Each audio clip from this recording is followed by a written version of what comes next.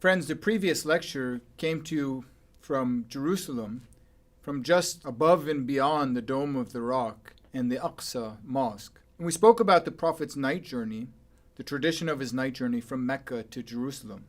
At the heart of that lecture was a problem. On the one hand, we have this verse of the Qur'an, 17:1, from Surah Al-Isra, or the Surah of the night journey. And on the other hand, we have the story of the night journey.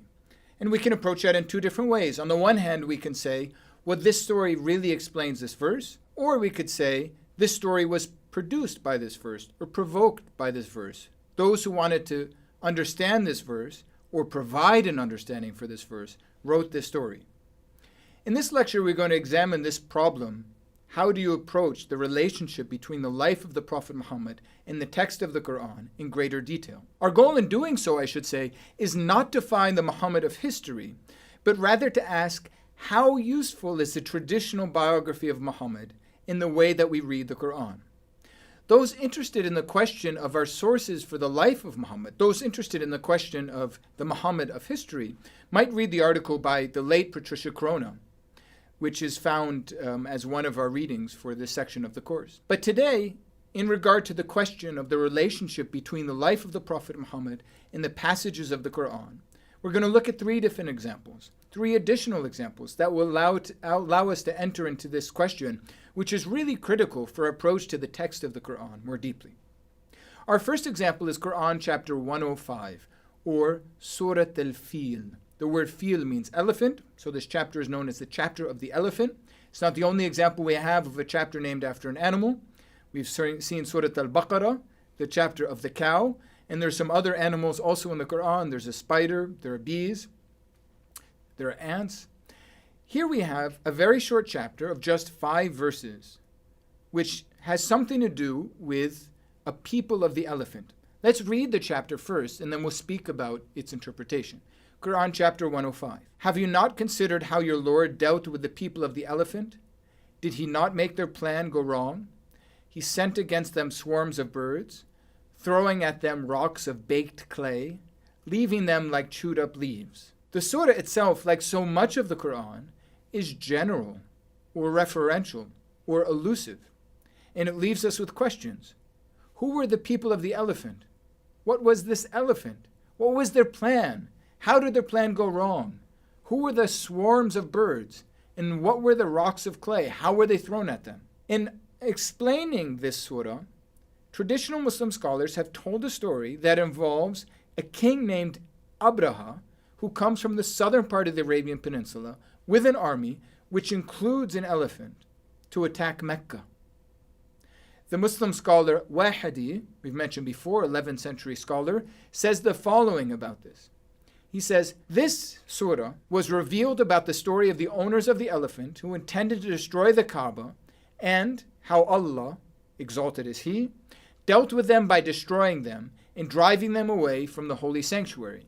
This story is well known. Other scholars, such as Ibn Ishaq, provide more details on this story. They tell the story of how Abraha, this king, wanted to build a cathedral in his home city in the southern parts of the Arabian Peninsula, but he knew that to attract people to his cathedral, he was a Christian, to attract people to his cathedral, he had to destroy the great shrine in Mecca, the Kaaba, which was the center of religious life in the Arabian Peninsula.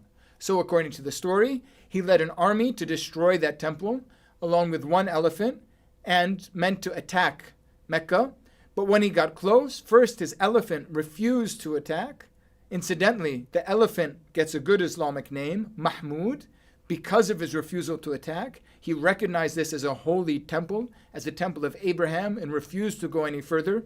A bit like the biblical story of Balaam, but that's another topic. And God, later, he sent flocks of birds that had rocks that they cast down on the army of Abraha, and they are all destroyed. And the story goes on and says that Abraha himself was pelted by these rocks thrown by birds, and his body was slowly eaten away by all of the wounds and damage done by these rocks.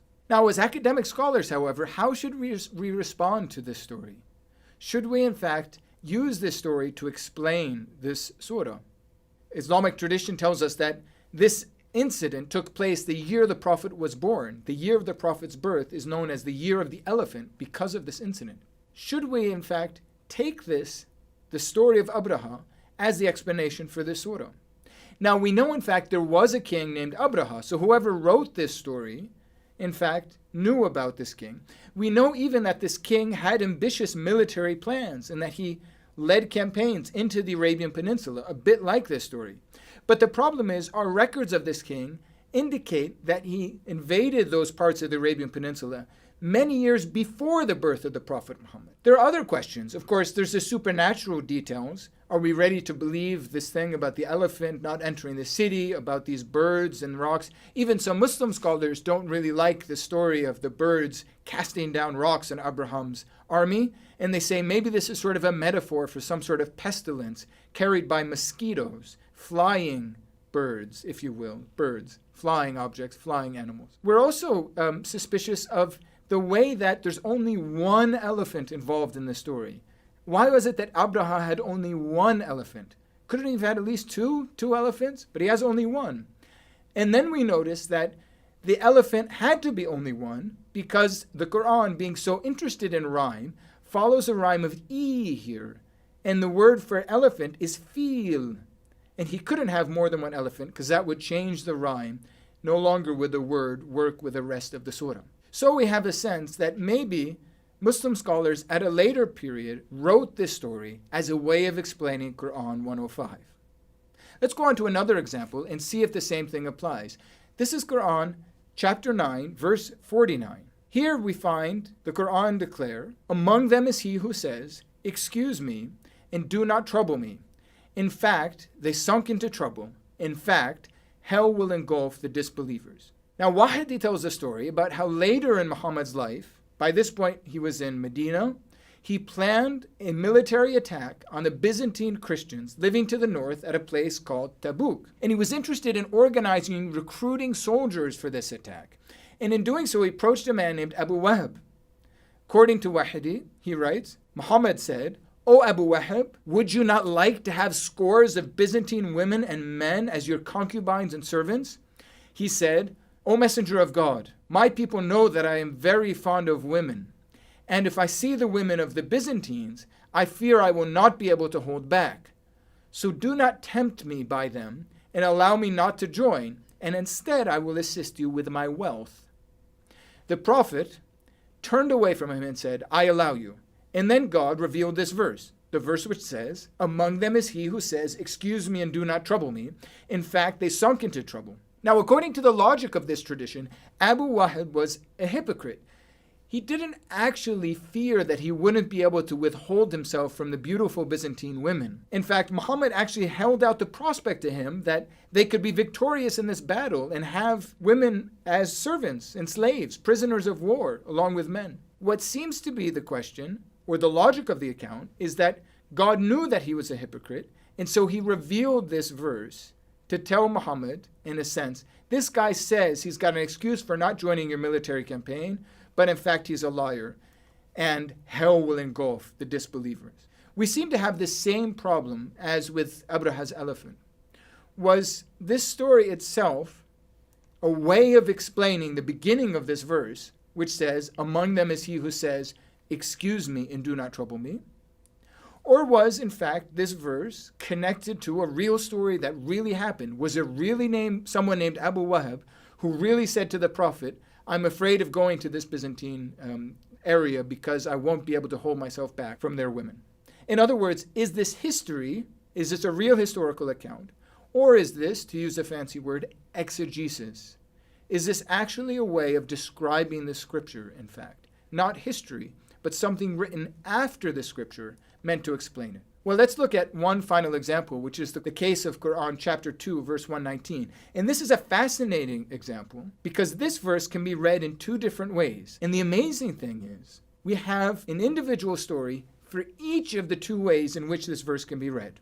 Qur'an chapter 2, verse 119 reads, "We have sent you with the truth-bringing good news and giving warnings. And according to the standard reading, you will not be questioned about the inmates of hell." There is, however, another way of reading this verse. Instead of reading, "You will not be questioned," the Arabic would be "La tus'al." A variant has, "Do not ask about the inmates of hell."